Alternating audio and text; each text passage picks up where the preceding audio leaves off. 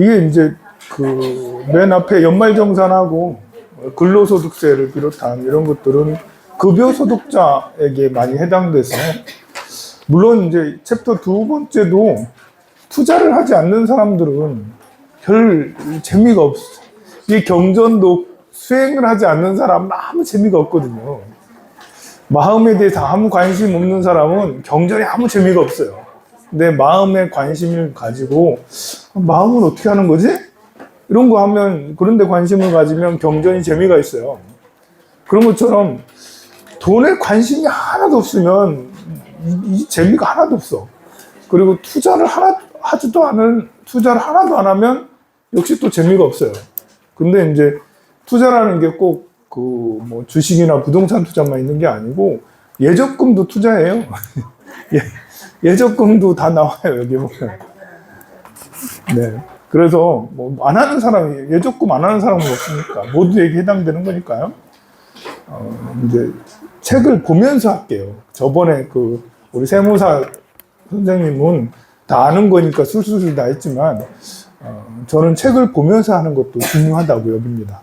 요즘에 사람들은, 젊은 사람이든 누구든 책을 보는 양이 확 줄었어요.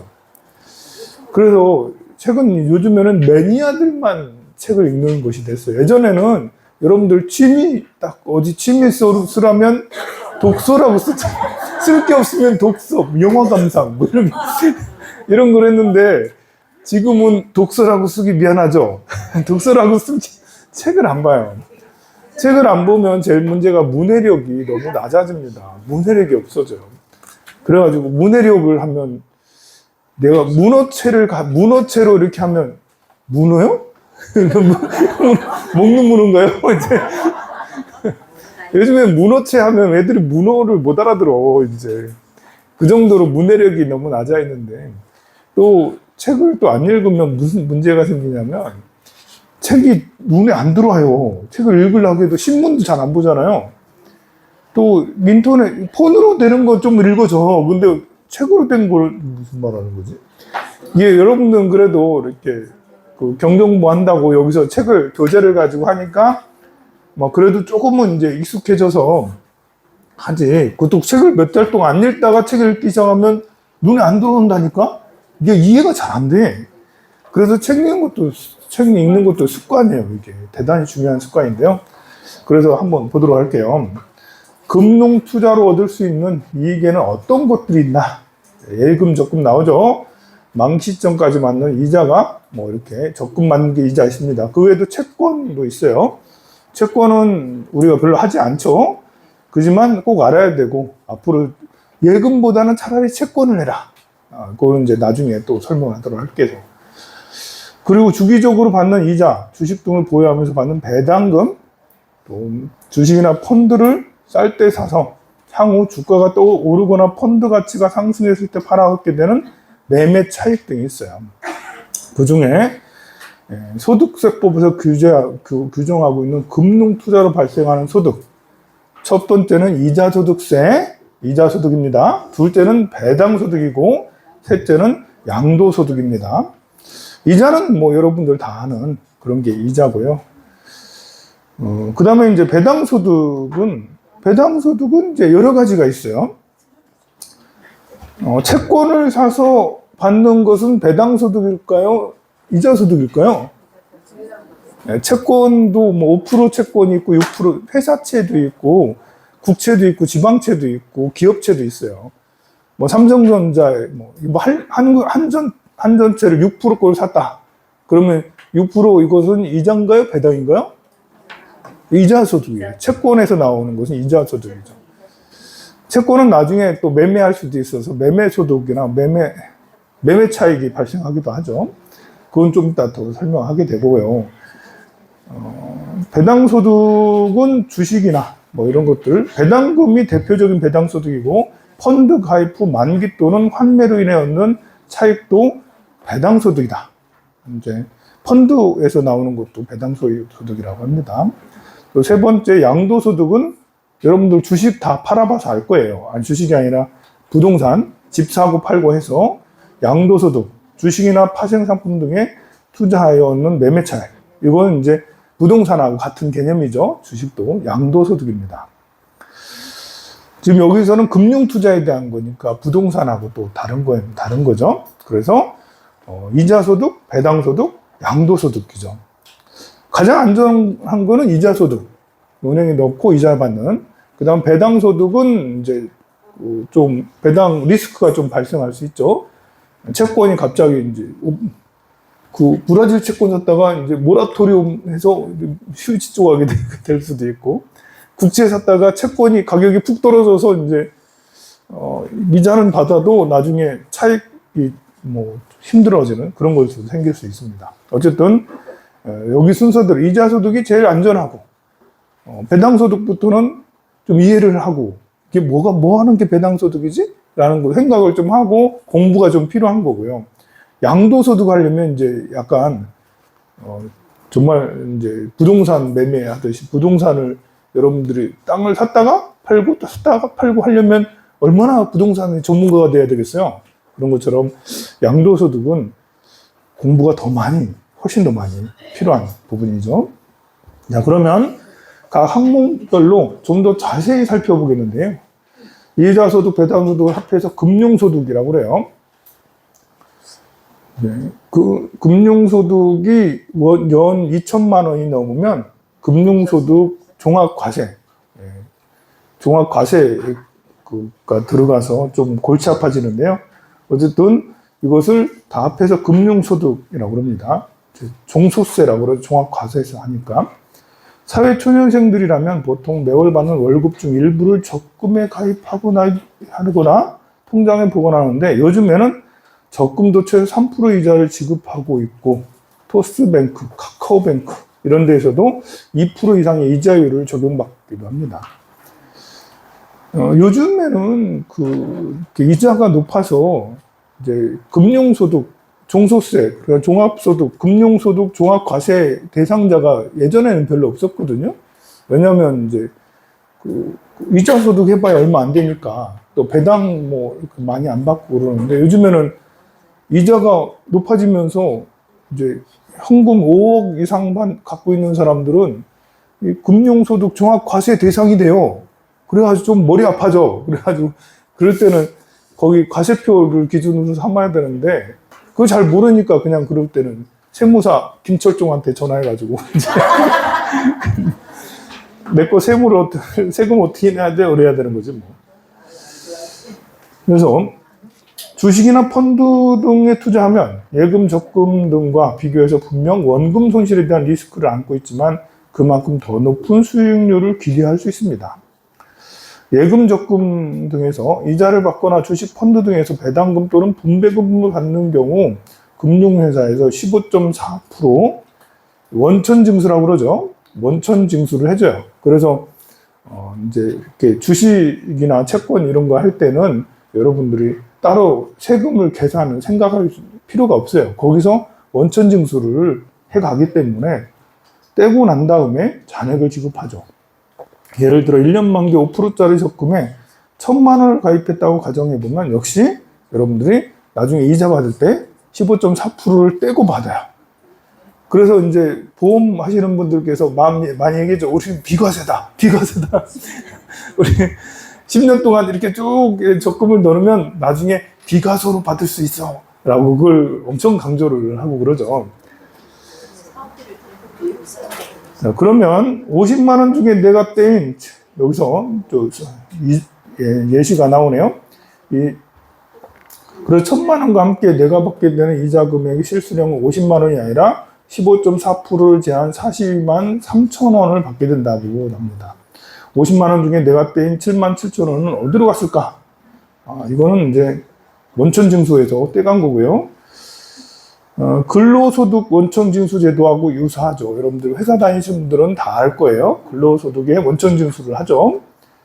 다만 근로소득 원천징수의 경우 연말정산 제도를 두어 1년간 뗀 세금과 내야 할 세금을 정산하는 과정을 두고 있는 반면 금융소득 원천징수는 정산 과정 없이 최소한 15.4% 세금 무조건 내고야 합니다. 이제 근로소득의 기준이 정확하게 이렇게 매월마다 원천징수가 잘 되지 않기 때문에, 정확하지 않기 때문에 나중에 연말에 새로 정산을 해서 연말 정산을 해서 13월에 월급이라고 따로 이제 더 받는 사람들이 많죠. 그건 나중에 또 얘기하고. 그래서 여기에서 추가로 금년소득만의 과세 방식이 별도로 존재하는데요. 한 해 동안 발생한 금년소득 합계액이 2천만 원을 초과하게 되면 다른 종합소득, 근로사업연금 등에 합산해요. 다음 5월 중에 종합소득세를 신고 납부해야 되는 거예요. 그러니까 2천만 원이 넘는 사람들은 좀 머리 아픈 거죠. 2천만 원 넘기가 쉽지 않은데.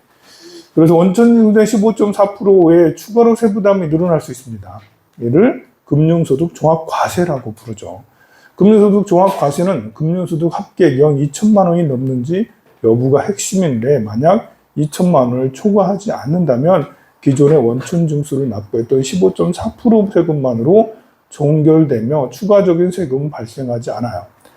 그러니까 이자 받는 거 몇백만 원 하고, 또 배당 받는 거 몇백만 원 하고, 그리고 이제 뭐 이렇게 해서 그 매매 차익으로 있는 뭐 이런 거 등등으로 해서는 몇천만 원 하고 해서 2천만 원이 넘으면, 그러면 이제 금융소득 종합과세 대상이 돼서 이거는 이제 세무서에 여러분들이 가서 따로 알아봐야 되는 거예요.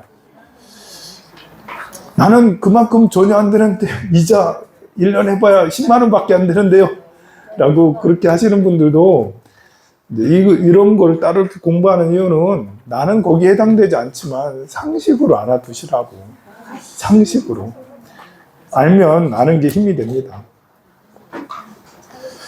그래서 예를 들어 연봉 1억 직장인의 소득세 구간 24% 가정해서 이 연간 소득이 2,500만 원이 발생했다고 가정해 보면, 금년소득 2천만 원을 초과해서 500만 원에 대해서 근로소득으로 합산해서 26.4% 세율 적용해서 11% 세금, 여기는 이제 과세표가 있어요.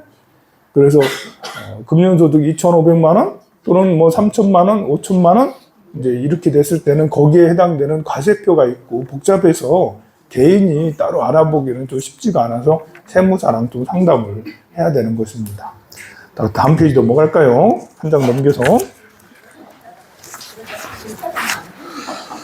사회초년생이라면 한 번쯤 관심 가져야 될 투자입니다.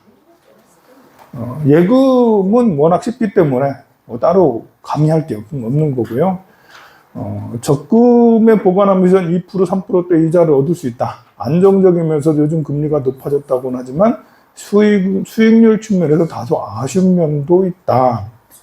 또 사실 요즘에는 이제 물가 상승률이 3%가 넘기 때문에 이자를 2% 받고 이렇게 있으면 내가 점점 내가 가진 돈이 쪼그라드는 거랑 똑같은 현상이 일어나죠. 그래서 그 인플레가 높아지면 현금 가진 사람들이 현금이 쓰레기가 된다. 오히려 현금이 가치가 떨어져서 내가 점점 가난해진다.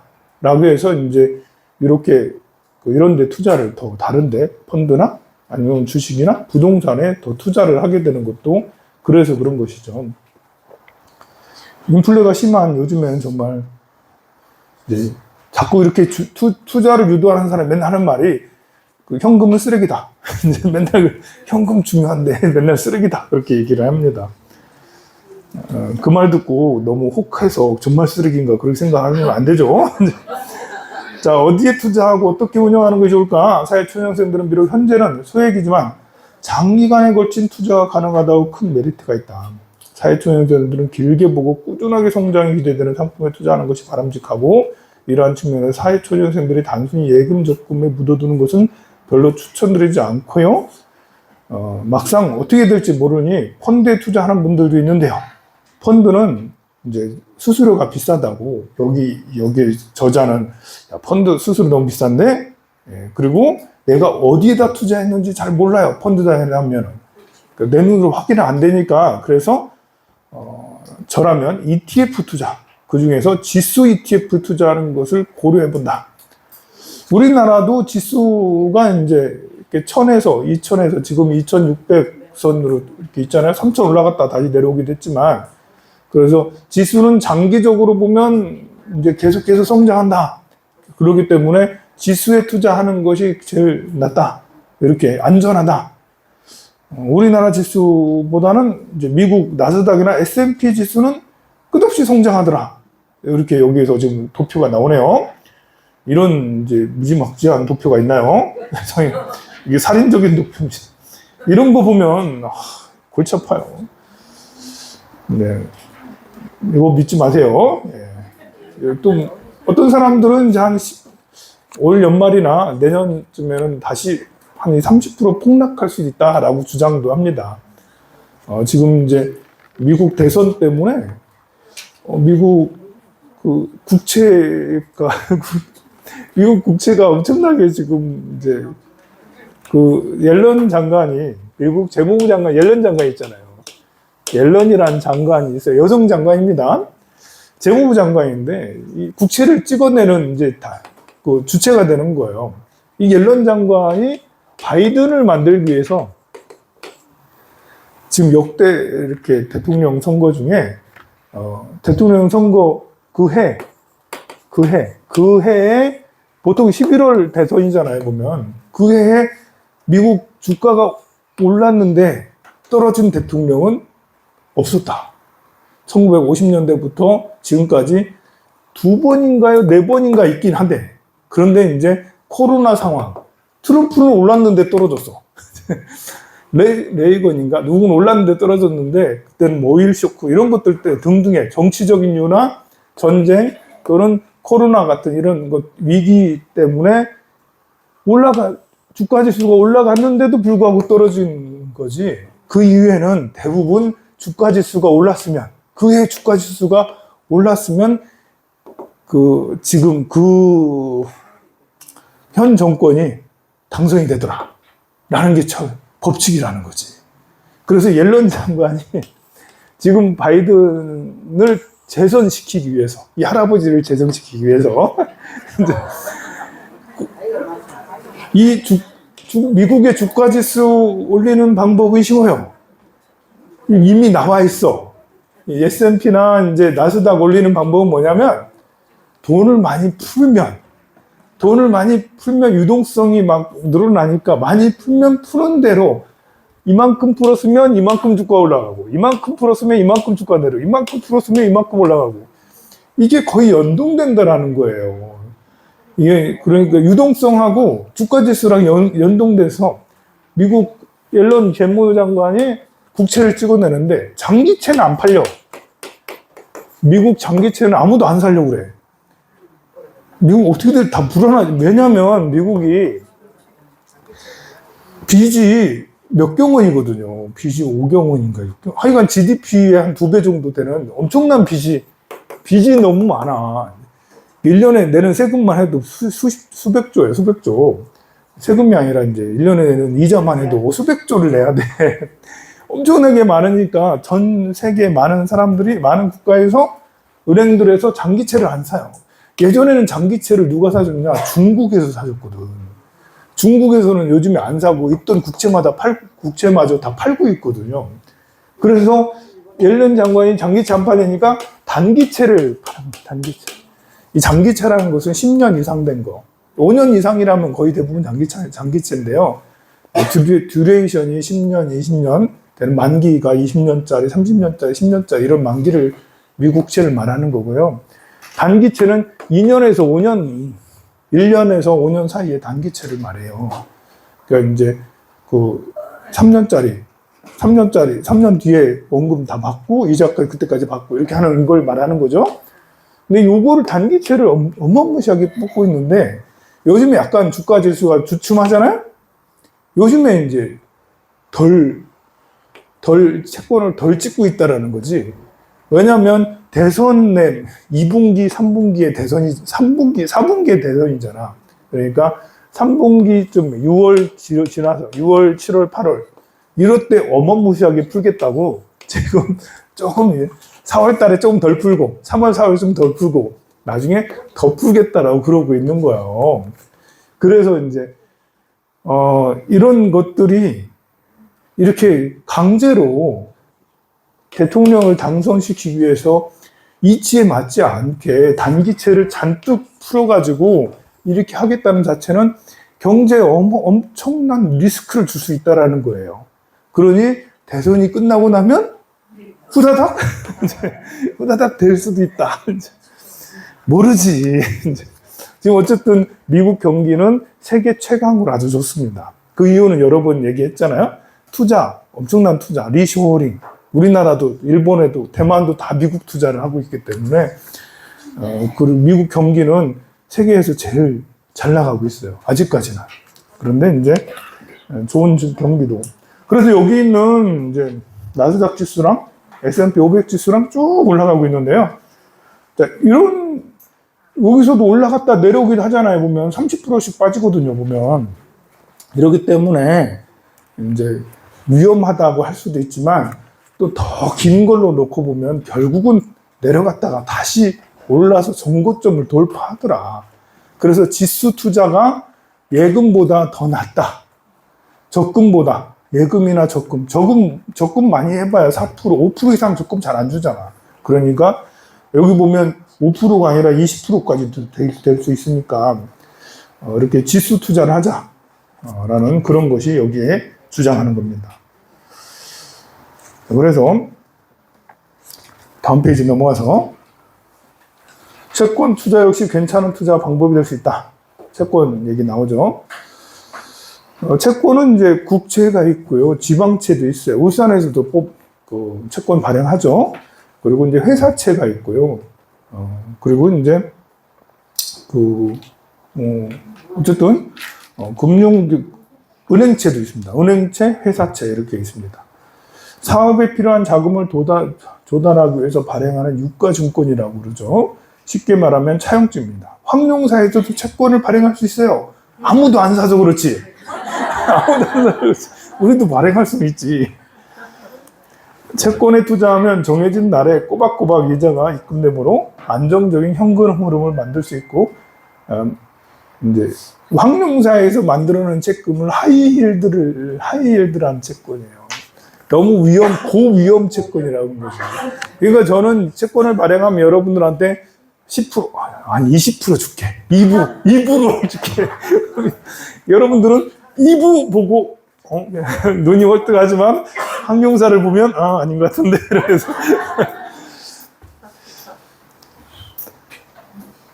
자, 그래서 특히 세계 경제의 중심이라 할 수 있는 미국에서는 최근 급격하게 금리를 인상해 왔는데요. 과거 0%의 금리 시절이던 3, 4년 전쯤과 비교했을 때 채권 가격은 크게 하락한 상태입니다. 옆에 도표에 있는 것처럼 채권의 가격하고 이제 금리는 서로 금리가 높아지면 채권 가격이 확 폭락해요. 그래서 금리가 높았을 때는 싼 채권을 싸게 매입할 수 있다. 금리가 내려가면 채권 가격이 그만큼 올라가. 그래서 금리가 내려갈 때를 생각을 해서 금리가 높을 때는 채권을 사는 게 유리하다라는 거죠. 근데 이제 이것은 이제 장기채 10년 만기 거를 샀다. 채권을 지금 5%에서 10년 만기 채권을 샀다. 그러면 이제 5% 이상 가면 5%가 아니라 6%, 금리가 6% 될 수도 있고 7% 될 수도 있잖아요. 그러면 나는 그럼 내 채권은 엄청나게 더 싸지는 거예요. 더 하락하는 거예요. 금리가 5%에서 6%, 7% 가면 내가 5% 이상 금리는 오르지 않겠지 생각을 해서 채권을 10년 만기를 샀단 말이에요. 1억 원어치 샀어. 1억 원어치 5%짜리를 샀어. 근데 6% 되니까 이게 9천만 원인데, 이 7% 되니까 8천만 원인데, 세상에, 예금 넣을 걸, 적금 넣을 걸, 괜히 이래가지고. 그래서 예전에 80년대, 70년대, 80년대 이렇게, 폴 볼커가 이렇게, 그쪽, 페드 장관 할 때는 정말 10%, 15%, 20%까지 했었거든요. 여러분들 90년대만 해도 예금 넣어서 예금이자 쏠쏠했어요. 그때. 그새 생각하면 예금 너무 좋다.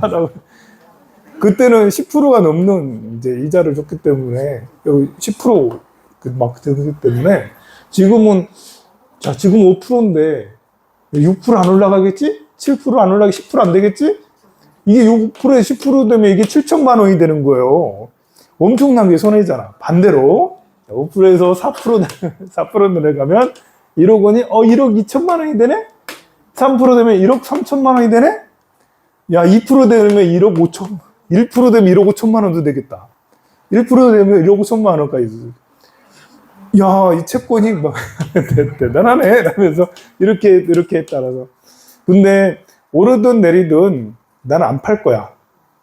나는 10년 만기 거를 샀으니까 10년 만기 5%씩 주는 이자를 샀어.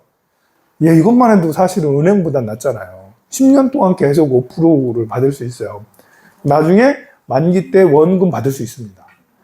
다만 여기서 말하는 6%, 7% 올라가거나 내려가거나 이거는 채권이 변동성이 있어서 만기 되기 전에 팔고 싶을 때, 만기 전에는, 왜냐하면 이게 채권이 금리가 올라가면 내가 가진 이걸 팔고 6%짜리, 7%짜리 사고 싶잖아요.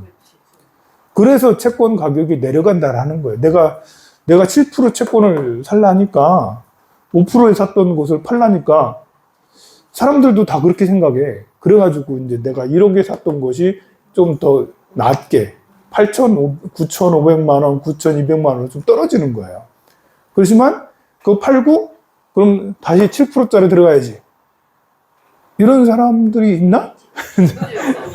어쨌든 팔고 7%짜리 들어가야지 빨리 결정하는 사람도 있는가 봐요. 왜냐하면 생각을 해보세요. 내가 지금 5%에서 샀다가 7%에서 손해가 좀 있어.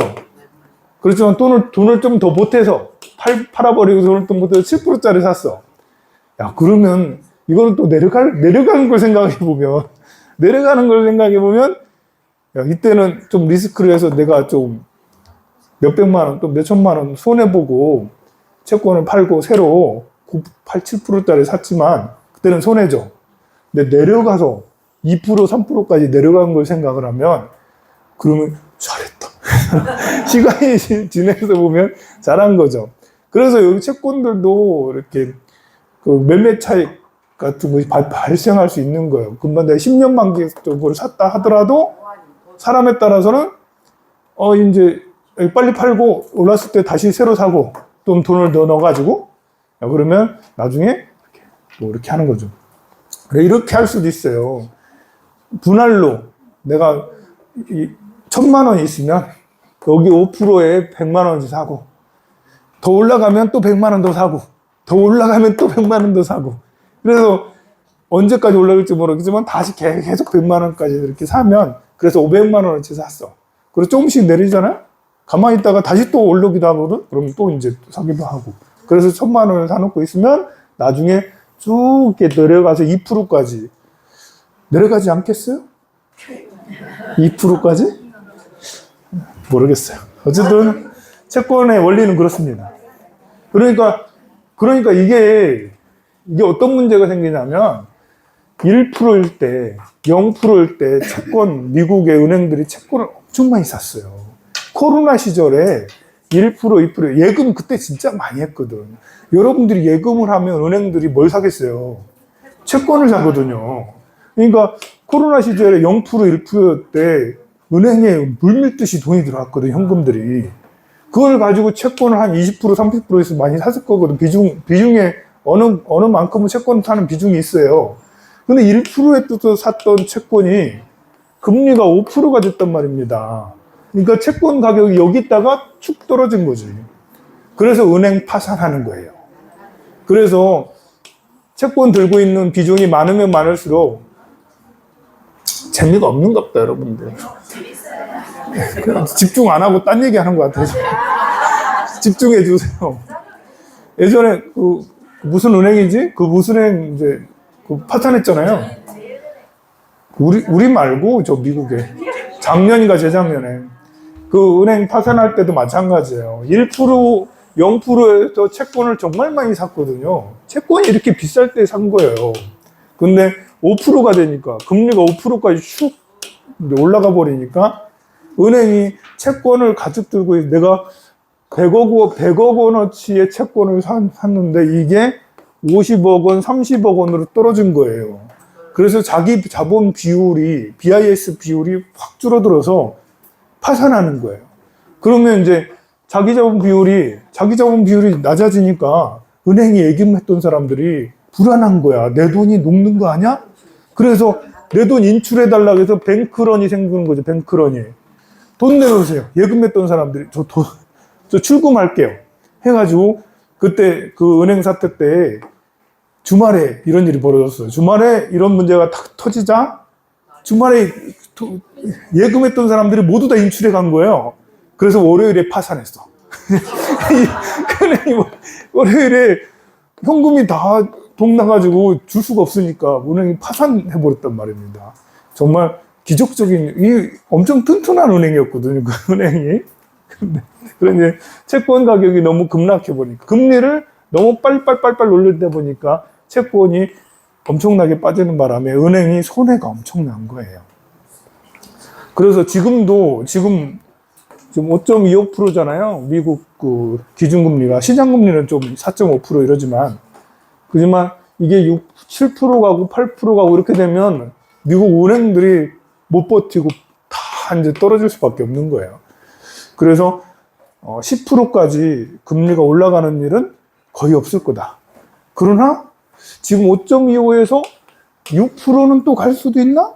라는 그런 불안감이 요즘에 금리 물가가 이제 안 잡혀지면서 이번 달 그런 얘기가 나왔죠.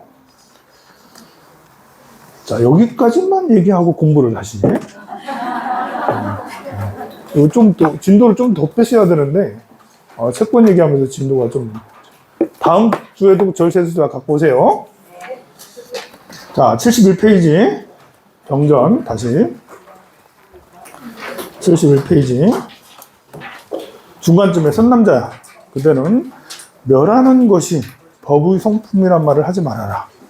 법의 성품은 멸이 있지 아니하니라. 법의 성품에는 멸하는 게 아니다. 법의 성품이 멸이 아니다. 선남자의 마치 무상천이 세금을 성취하지만 세금이 없는 것과 같다. 네. 세금, 색, 수, 상, 행, 식이죠. 세금의 영역, 수음의 영역, 상음의 영역, 행음의 영역, 식음의 영역, 이런 색수상행식을 세금, 수음, 상음, 오음이라고 하거든요. 오음. 이제 오온이라고도 합니다. 오온. 색온, 수온, 상온, 행온, 식온. 음은 이제 어두울 음자, 음양할 때 음자고, 온자는 쌓일 온자예요. 이제 우리가 이제 인공지능 보면 딥러닝을 한다고 그러잖아요. 데이터를 가지고 계속 데이터를 축적해서 또 공부하고 데이터를 넣어서 그걸 분별을 스스로 하고 계속 공부를 한다고 그러잖아요. 그 기계들도 0과 1을 계속 쌓아서 그 컴퓨터가 0과 1이 그 이분법으로 계속 이루어지는 거거든요. 많은 데이터들을 쌓아서 어떤 알아차림, 이게 핸드폰이다 라는 것이 금방 이루어지는 게 아니잖아요. 어렸을 때부터 여러분들이 이것은 플라스틱인가? 라는 것도 구별할 때까지 몇 년이 걸리잖아. 그게 많은 경험을 통해서 나중에는 이것이 핸드폰이다, 이것이 검은색이다, 이렇게 이제 되는 그 많은 학습의 과정을 거치는데 학습이 누적돼서 쌓이는 거잖아요. 사과가 파랗다, 빨갛다, 이런 것들도 여러분들이 누적해서 쌓여서 생겨서 이게 사과는 파랗고 사과는 빨갛고 무슨 사과가 더 맛있다 이런 게 되는 것처럼 마찬가지로 그 쌓여서 뭔가가 형성이 되는데 그걸 보고 온이라고 그래요. 온, 색온, 물질의 온. 물질. 저게 이제 이게 폰이다. 이게 물질로 딱 알아차려야 되는 물질이다라는 것으로 되는 것이에요. 이것을 받아들이는 거죠. 수은 받아들일, 폰이네 하고 받아들이는 거, 폰이네 라고 받아들이는 거예요. 그리고 아닌지 그냥 이거 시커먼 거네라고 받아들이면 상음이 이제 머릿속에서 요거 여러 가지랑 저거 폰인가? 그 전에 봤던 거면 봤던 것이 바로 즉시 보자마자 딱 되는 거고, 폰 같아요? 좀 다른 것 같죠, 그죠? 폰 아닌 것 같죠? 그래서 여러분들이 보면서 저거 폰인가? 아닌가? 이럴 수도 있잖아, 이게. 좀 달라 보이잖아. 벽돌인가? 그래서 이 작업을 하는 게 상이에요, 상음이에요, 상음. 머릿속에 있는 데이터랑 같이 겹치면서 이미지를 떠올리는 거죠. 폰 같은 줄 알았는데 좀 이상하네, 좀 다른 것 같네? 라고 그렇게 하는 것이 상음이에요. 그리고 그것을 행음은 이제 더 정교하게, 아, 그것이 이렇구나. 이게 사과가 빨간가 파란가 하면서 이제 이미지가 딱 떠오르면 이걸 가지고 뭘 해야 되나 라면서, 그리고 나서 시금이라는 것은 어떤 거기에다 의미를 부여하는 거예요. 의미를 부여해. 사과는 맛있겠다, 맛없겠다. 아, 맛있다, 맛없다, 취향이 아니다. 이런 것이 여기에서 결정되는 거죠. 사과다라고 딱 알아차리는 건 여기서 딱 알아차리고, 거기에서 사과가 나하고 연관된 뭔가들이 연결된 것들이 있잖아요. 그것이 행음이에요. 연결된 것들이 있으면. 연결된 게 없어도 행음이지. 연결된 게 있으면, 연결된 게 있어서 진행이 돼서 사과 내 거야, 아니면 네 거야, 아니면 맛있어, 이런 것까지 가면 식음이 되는 거예요. 그래서 나의 생각들이 흘러가는 거죠. 음이라는 것은 그것이 고착화되는 거예요.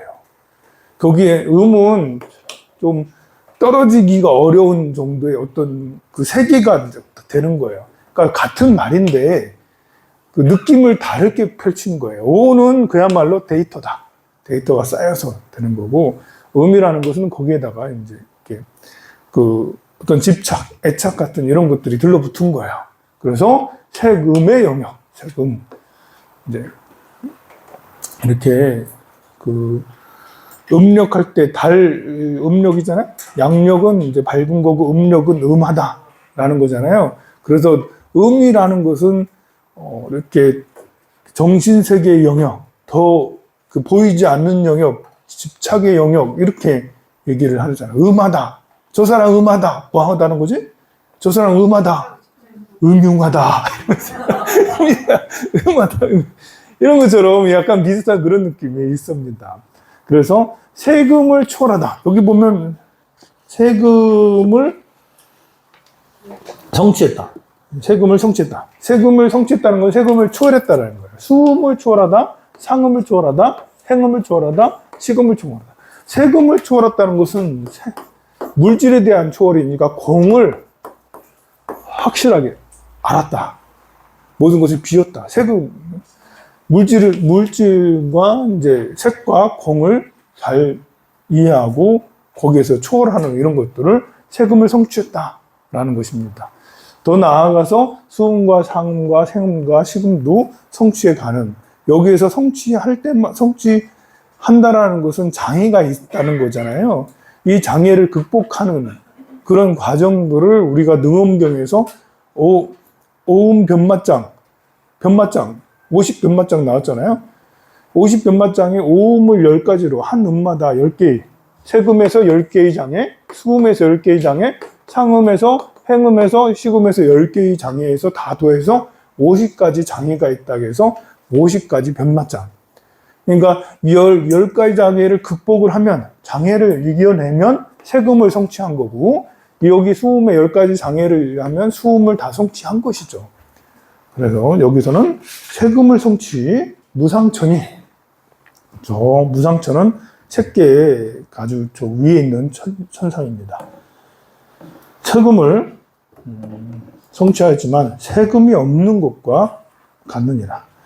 이에 대하여 이 하늘들은 어떻게 있어서 즐겁게 낙을 받으며 어떻게 생각을 가지며 어떻게 보고 드느냐고 묻지 말 것이니, 선남자 열애의 경계는 성문마다 영각으로는 알 수 없는 것이니라. 선남자 열애의 몸은 멸하는 법이다 라고 말하지 말라. 확실히 많이 다르죠. 열애는 멸한다. 열애가 아니라 이제 생은 멸한다. 살아있는 것은 모두 다 소멸한다 라는데, 열애는 멸하는 것이라 하지 말라라. 열애의 멸하는 법은 부처의 경계이므로 성문이나 영각들로는 미칠 수가 없다. 알 수 없다. 선남자야 그대는 지금 생각하기를 열애는 어느 곳에 머물며 어느 곳에 다니며 어느 곳에 보며 어느 곳에서 즐거워하느냐고 하지 말지니 선남자 이러한 이치는 그대들이 알 바 아니다. 부처님들 법신과 가지가지 방편은 헤아릴 수 없는 것이다. 자, 우리가 이제 시간과 공간에 대해서 자, 우주는 넓어요, 좁아요? 우주는 넓은가요, 좁은가요? 자, 우리가 여기에서 안드로메다를 가려면, 안드로메다 은하까지 가려면 몇백 광년이, 몇백만 년이 걸려요. 빛으로 가도 몇백만 년이 가야지 1초에 30만 킬로가 빛의 속도잖아요. 빛의 속도로 가도 몇백만 년이 걸려야지 안드로메다를 간다고.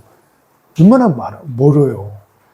엄청나잖아. 우주의 크기는 거의 가늠할 수가 없어요. 크기가 너무너무 커요.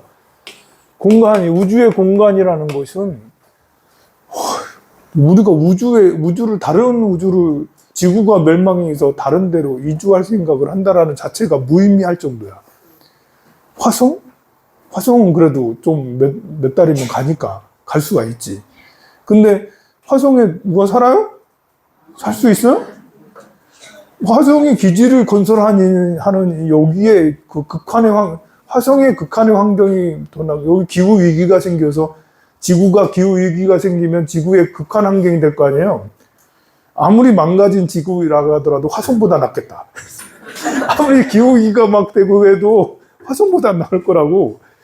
그래도 인류는 꿈을 멈추지 않고 화성에 가겠다라고 하는데 태양계를 넘어서 간다는 것은 될 수가 없어요. 그게 몇백만 년, 몇천 년 걸리고 몇백만 년 걸리잖아. 가장 가까운 은하만 해도 몇천 년 걸리고 막 이래요. 근데 생각을 해봅시다. 자, 여기서 그걸 가정했을 때 몇백만 년, 몇억 광년 걸리고 하는 이런 것들은 모두 다 30만 킬로, 1초속 30만 킬로, 빛의 속도를 말하는 거야. 자, 빛 속도를 넘어서면, 우리가 1초에 30만 킬로 가는 빛 속도를 넘어설 수는 없습니다. 이론상으로는 불가능해요. 빛의 속도보다 빠를 수는 없어요. 하지만 빛의 속도랑 같을 수는 이론상 있어요. 질량이 있는 것은 빛의 속도랑 같아지기는 어려운데, 하여간 그 벽을 깰 수도 우리가 열심히 노력해서 30만 빛 속도랑 같아져. 그러려면 어떻게 되는 줄 알아요? 공간이 무의미해져요. 공간이 무너져요. 우리가 이제 멀리 갔다가 다시 지구로 돌아오면 더 젊어져 있다. 여러분들은 늙었고 나는 그대로 20대고 이럴 수 있다는 그 인터스텔라 같은 이런 영화가 막 나오잖아요. 그게 이 속도나 이런 것들이 그 시간과 영향이 있어요. 속도가 빨라지면 빨라질수록 시간은 천천히 흘러요. 근데 어딜 갔다 오면 그만큼 그 속도가 달라지기 때문에 그래서 여러분들 늙었는데 난 아직 20대지? 이러고 있는 거지. 좀 빠르게 어디 갔다 오면. 그런데 이제 빛의 속도만큼 돼버리면 그러면 공간의 의미가 사라지는 거예요. 그리고 시간의 의미까지도 사라지죠. 그러면 1초 직임 열애지. 그냥 순간에 우주 끝까지 갔다가 돌아올 수도 있는. 왜냐하면 그 우주 끝까지 갔다가 돌아오는데 내가 생각할 때는 100만 년이 100년 동안, 50년 동안 내 느낌은 50년이 지났다 할 수 있겠지만 돌아오면 그냥 똑같아. 빛의 속도만큼 됐으니까. 그래서 우리가 그냥 이제 인간의 생각으로 생각할 때 우리 눈과 귀로 눈, 귀, 코, 혀 이런 걸로만 생각을 하면 우주는 진짜 넓어요. 우주 너무 어마무시해, 광대해.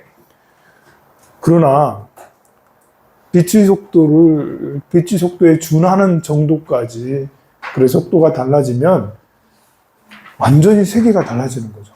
그리고 빛의 속도까지 아니더라도 빛의 속도의 70%까지만이나 가도 우리가 느끼는 물리학의 상황하고 완전히 다른 상황이 펼쳐지는 거죠. 빛의 속도까지 가면 이제 우리 세계랑 딴 세계야. 딴 세계. 자, 그렇다면 우리 부처님은 빛을 초월했을까 안 했을까? 그래서 부처님한테는 시간과 공간이 우리하고 다른 거예요. 그러니까 몇 억 년 전에 구원급 전에 성불했다. 이런 물리학의 세계를 모르면 무슨 뚱딴지 같은 소리를. 그러나 이런 것들을 좀 하면 부처님이 빛의 속도를 초월했겠지. 그러면 1억 년 전의 부처님을 지금 우리는 만날 수도 있다라는 것이죠. 그러니까 과학이 발달되면 오히려 종교가 무의미해진다라는 생각을 했어요, 예전에는. 근데 아니 이런 물리학이 발달하면서 오히려 더 종교적이네? 천지창조도 가능해지네? 뭐 이런 거 있잖아요. 부처님의 이런 무량한 힘, 이런 거. 극락정토?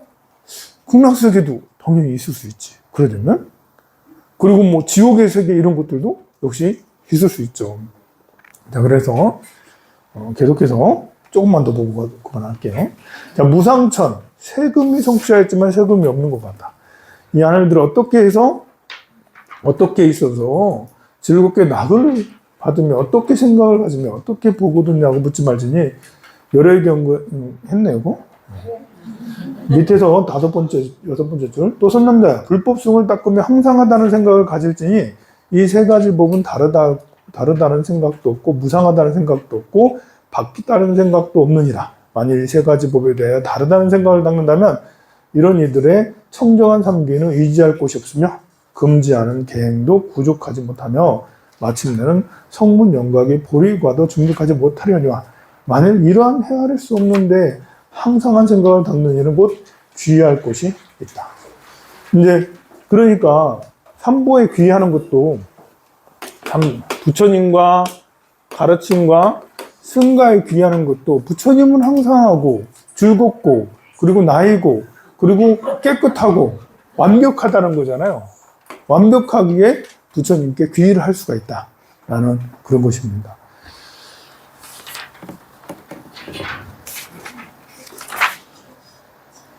그래서 마치 72페이지 나무를 의지한다면 나무 그림자가 있을 것이고 열에도 그러하여 항상한 법이 있으므로 귀의할 때가 있는 것이고 무상한 것이 아니니 만일 열애가 무상하다면 열애는 천상 사람, 세간 사람이 귀의할 것이 아니다. 세존이시여 어둠 속에서는 나무는 있어도 그 그림자는 없습니다. 그러자 가섭이여 그렇게 말하지 말라. 단지 육안으로는 볼 수는 없을 뿐이니라. 열애도 그리해서 그 성품이 항상 있어서 변혁하지 않지만 지혜 없는 눈으로 보지는 못하는 것이니 마치 어둠 속에서 나무 그림자를 보지 못한 것 같느니라. 범부들이 부처님 열반한 뒤에 열애가 무상한 법이라고 말하는 것도 같다. 만일 열애가 법부나 승부와 다르다라고 말하면 삼귀할 곳이 되지 못하리니 그대의 아버지와 어머니가 지각게 다름으로 무상하게 되는 것과 같다. 자, 이제는 마무리할 때가 됐네요. 세존이셔. 저는 이제부터 불법승 세 가지 항상 머문다는 것으로 부모에게 말하고 깨닫게 하고 7대까지 이르도록 모두 받들어 지니게 하겠다. 자, 이래서 이제 삼귀에 대한 믿음이 강해서 우리 자자손손 대대로 7대까지 다 삼보를 믿게 하겠다라는 서원이 생기는 거예요. 그냥 단순히 불교가 좋아서 나는 절에 다녀 이러니까 내 아들 딸들은 뭐 네가 알아서 종교 가져 뭐 여러분들 다 그러잖아. 아들 딸들이 절에 안 다녀도 불교를 몰라도 그래 뭐 종교는 자유지. 믿음이 없어서 그래. 여기서는 안 그렇잖아. 이제 가섭보살이 여러 가지 의심이 많았는데 모든 의심을 해결하고 나니까 삼보에 귀의하는 게 너무나도 귀중하다는 걸 알게 되고 그래서 소원을 세우죠. 7대 손까지 자기 자손 대대로 삼귀를 믿게 하겠다라고 소원을 세웁니다. 매우 신기합니다. 세존시여 저는 이제 열애와 법과 승가에 헤아릴 수 없음을 배우며 스스로 배우고는 남들에게 널리 이런 이치를 말하겠는데 만일 믿지 않는 사람이 있다면 그들은 무상을 오래 닦은 사람일 것이니 자 여기서 무상을 오래 닦은 사람이 누구겠어요? 비구입니다. 비구. 비구스님들 무상을 오래 닦은 수행자를 말하는 거예요. 성문들, 성문. 대승불교 하기 전에 소승불교 하는 분들, 이런 분들일 것이니 나는 그런 이들을 위하여 서리와 우박이 되겠다. 서리와 우박이. 그런 걸 못하게 하겠다. 이때 부처님께서 가섭보살 찬탄했습니다. 훌륭하다. 그래서 장수할 것이며, 이렇게 해서 이게 장수품이거든요? 이 품이 장수품이에요, 지금. 오래 사는 방법을 얘기하는 거예요, 오래 사는. 이렇게 하면 오래 산다. 삼보를 믿으세요. 그리고 선행을 많이 하시고, 중생을, 외아들처럼 생각하시면서 삼보에 믿으면 여러분들 100세까지 있다. 황룡사에서 봐.